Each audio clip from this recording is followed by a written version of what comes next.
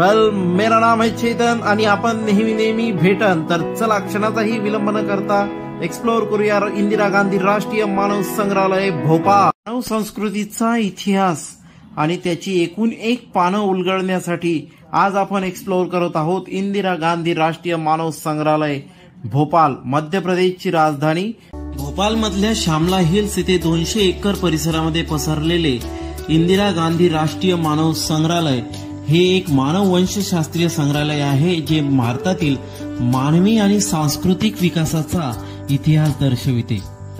जवळपास 32 पारंपरिक आणि प्रागैतिहासिक पेंट केलेले रॉक आश्रयस्थान इथे आहेत. हे केवळ भारतातीलच नव्हे तर आशियातील मानवी जीवनाला समर्पित असलेले सर्वात मोठे संग्रहालय आहे. हे संग्रहालय सोमवार आणि राष्ट्रीय सुट्टी वगळता चालू असते. कामकाजाचे तास सकाळी 10 ते सायंकाळी 6 वाजेपर्यंत आहे. याची तिकीट 50 रुपये एवढी आहे. Indira Gandhi national museum of humanity भारतातील परस्परावादी संग्रहालय चळवळीत आघाडीवर आहे, जे प्राचीन कलाकृतीचे सांस्कृतिक महत्त्व साजरे करते.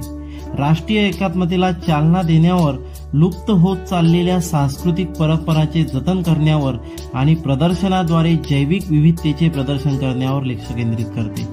हे संग्रहालय 2 विभागात विभागले आहे, एक घराबाहेर आणि दुसरं भव्य इमारतीत. मुक्त काशा प्रदर्शनात हिमालय किनारपट्टी, वाळवंट आणि अधिवासांना समर्पित विभागासह भारतातील विविधतेवर प्रकाश टाकण्यात आला आहे. हे प्रदर्शन मध्य भारतातील आदिवासींच्या जीवन पद्धतीचे अनोखे प्रदर्शन देखील करते. या व्यतिरिक्त अभ्यागत बस्तर दसऱ्याचा रथ पाहू शकतात. ही आदिवासी राजघराण्याची महत्त्वपूर्ण परंपरा आहे. माहिती आवडत असल्यास चॅनलला subscribe. Indira Gandhi national museum of humanity येथे प्रदर्शित केलेल्या काही प्रदर्शनामध्ये विविध कामाचा समावेश आहे. संग्रहालयाच्या विस्तृत आतील भागात अद्वितीय वास्तुकला आहे आणि 10,000 चौरस मीटरच्या उतारावर पसरलेली आहे. यामध्ये अनेक प्रदर्शनी खोल्या आहेत, ज्यामध्ये प्रथम खोली मॉडेल आणि स्केचद्वारे मानवी जीवनाची उत्क्रांती सादर करते. संग्रहालय देशाच्या विविध भागातून गोळा केलेले पुरावे देखील प्रदर्शित करते आणि लोकजीवन, वेशभूषा, सजावट, दागिने, वाद्ये, पारंपरिक कला, हस्तकला, शिकार आणि मासेमारीची उपकरणे, कृषी अवजारे, पशुसंवर्धनाची साधने, सूत आणि विणकाम उपकरणे यांची रंगीत झलक दाखवते.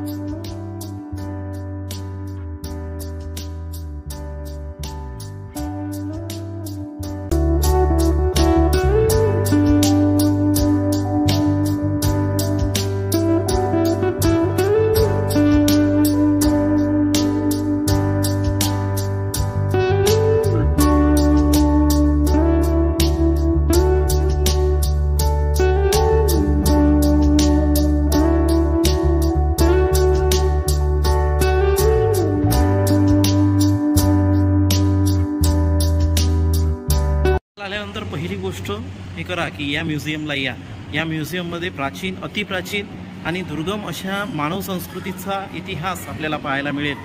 तो आपण इथे बघत आहोत. इतिहासात घेऊन जाणारं पान इथे आपल्याला सापडेल.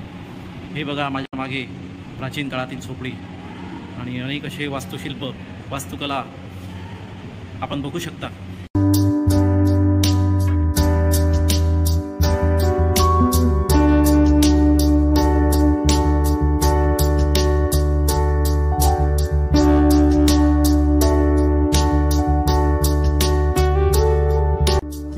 मार्च 1977 स्थापन झालेलं हे इंदिरा गांधी राष्ट्रीय मानव संग्रहालय पर्यटकांच्या नजरेमध्ये, अभ्यास करणाऱ्यांच्या नजरेमध्ये एक विशेष पर्वणी आहे.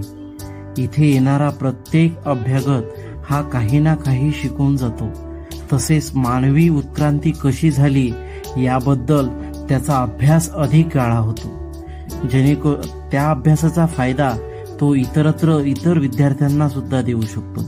पर्यटकांना सुद्धा इथे आपल्या मानवी जीवनाबद्दल, सुरुवातीच्या काळाबद्दल माहिती मिळते.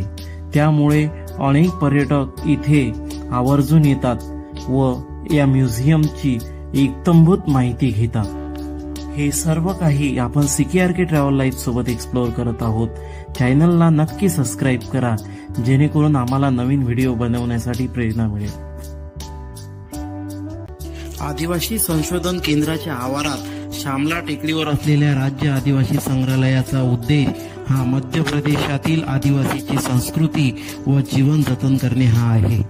छिंदवाडा येथे 1954 मध्ये स्थापित आणि नंतर 1965 मध्ये भोपाळ येथे चांगल्या प्रवेशासाठी स्थलांतरित केलेले हे संग्रहालय आदिवासी कलाकृतींसह विविध संग्रह जसे की मूर्ती, वाद्ये, अलंकार, चित्रे, साधने, हस्तकला, हे भिल्ल, गोंड, कोरकू यासह सुमारे 40 जमातीचे प्रतिनिधित्व करते. यासोबतच आपण हा ब्लॉग इथे संपवित आहोत. अशाच चांगल्या व्हिडिओसाठी आमच्या चॅनलला सबस्क्राईब करा, इतरांना सुद्धा शेअर करा. चांगल्या माहितीसाठी, चांगल्या ठिकाणांसाठी, तुमच्यासाठी फक्त CKRK ट्रॅव्हल लाईफ. इथेच आपली रजा घेतोय. जय हिंद, जय महाराष्ट्र.